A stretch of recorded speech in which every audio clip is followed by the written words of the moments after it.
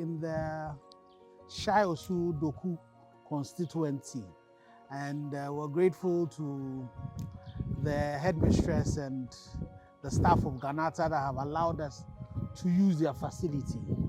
And the excitement for me for today's coding caravan has been the responses of the kids. The purpose of this ICT training is for every Ghanaian child to benefit from.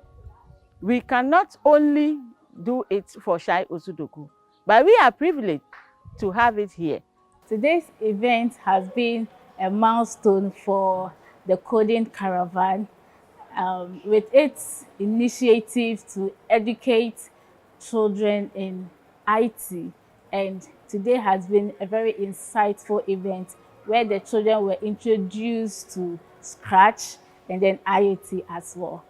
And it was really impactful. It was an excellent event. Today's program has been good. We sat in MTN and some of the members of the chamber got to sit in some of the trainings on IoT and on coding for the kids. I think it's been good so far.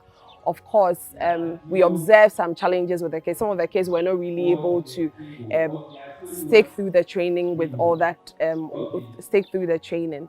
But I think it's been good so far. For what I have seen so far, I think it's one of the things that will help transform this country and to some extent Africa in the near future. To have the Africa we want, we need a lot of people trained in ICT. And training these people from the early stages of their lives is key. I had that privilege, getting used to computers from the early stages of my life. And if I look at how the kids are responding to this digital technology innovations compared to how I responded to them back in the days, I think by the time they are my age, they will be doing 10 times what I'm doing now. Significance of what you just came to do. I think it will actually, help these children to do research in terms of their learning, and actually whatever they have to do, they'll be capable to research into everything that they would wish to learn.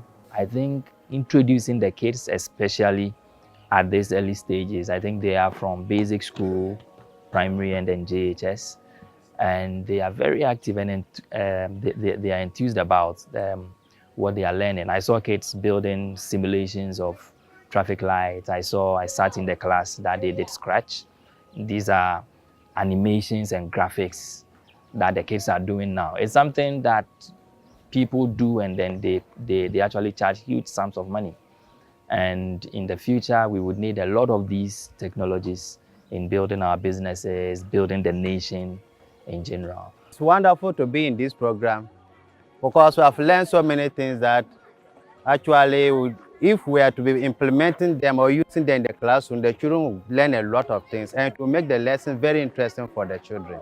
So I'll be able to learn so many things in ICT, like especially the coding, the scratching, looping, event and sound, how to apply sounds to make the whole thing interesting. When it came to answering questions, they were very, very articulate, and they were able to clearly identify the challenges in their districts. They also talked about opportunities in the district, and then they did how they were going to use ICT to solve the problem.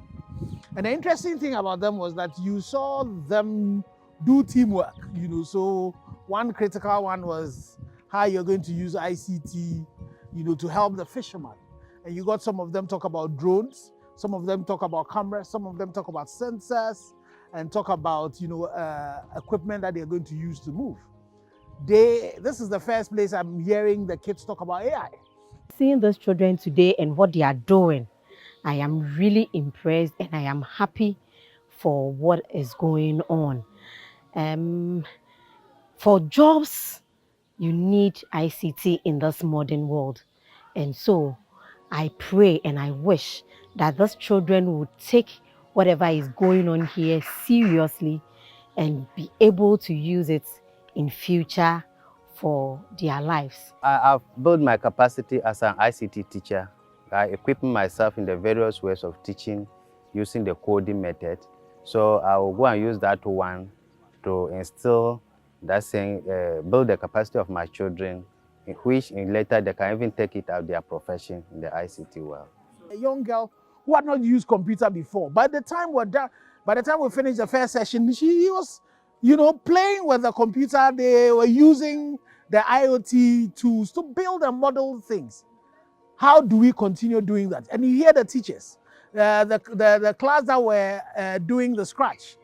One of the teachers was just telling me that when they finished and they said they should go and eat, the kids were not interested in going out to eat. They wanted to sit there and actually, play with us, learn with it. And so we really need to push to ensure that we can get a lot more of these children experiencing it. We use the machines to fix and coded it, and it start to respond like a traffic light.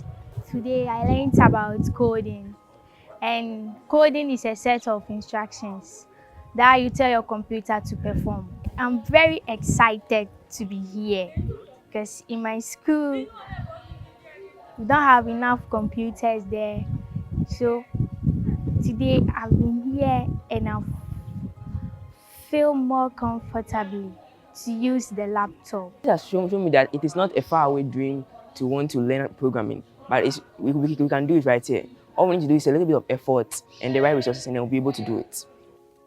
Children who are in further places like Kumasi, like Takrady, like Tamale, like Paga, then get to lose out.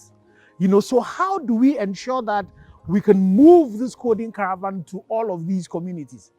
That's why we have started an initiative that we're planning called the Accra to Paga, where we'll take coding caravan through the length and breadth of Ghana. But it would need the support of corporate Ghana. In the next 5 years, we are looking at extending IT education to students all over the country, regions, towns. We want students or children to be embraced with IT. The world is going digital, and yes, our students should also have these digital skills. We should be able to also engage GES, the Ministry of Education, so that we can then transform our teaching and learning of ICT from the paper-based to a practical base. And that will start with saying that, for example, 30% of the exams, we're going to make it practical and make sure that these kids get the devices that they need. And not only should it be a practical course, but it should also be based on problem solving. So you're not going to come into the classroom and you're asked a theoretical question. It should be, what are the challenges that are around you and how are you able to use ICT to begin to solve them? And I believe that if we can do that together, private sector, public sector, academia, all of us can work together and build a better nation for ourselves. I want to thank the organizers so well for deeming it fit to bring this program to our district. I also want to thank our district director who liaises with you people to do the work. I want to say, God bless you all. And we pray that we'll get more of this one to build the capacity of the rest of the teaching. I will thank them first and tell them that they have done well, God bless them. But they should keep coming to practice with us more for us to be perfect. As the word says, practice make a man perfect.